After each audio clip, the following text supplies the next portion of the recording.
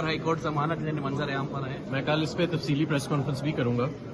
میں سمجھتا ہوں کل انشاءاللہ تعالی میں تفصیلی پریس کانفرنس کروں گا، لیکن میں سمجھتا ہوں کہ پچھلے 8-9 ماہ میں ہی نہیں بلکہ پچھلے 2 سال میں جو جمہوریت، آئین، قانون، عدالتوں، انسانی حقوق کے ساتھ کھلواڑ ہوا ہے پاکستان میں، وہ نہایت ہی افسوسناک ہے.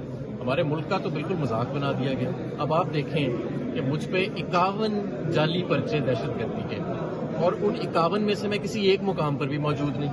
ٹھیک ہے، اور اس کے باوجود اگر ہمارا کرمنل جسٹس سسٹم کو ایک جماعت کو ٹارگٹ کرنے کے لیے، ایک لیڈر کو گرانے کے لیے آپ اس حد تک آ گئے کہ آپ نے عدلیہ کو نہ چھوڑا، آپ نے جمہوریت کو نہ چھوڑا، آپ نے قانون کو نہ چھوڑا، آپ نے انسانی حقوق کو نہ چھوڑا، تو یہ کس نوعیت کی حکمرانی ہو رہی ہے پاکستان کے اندر. لیکن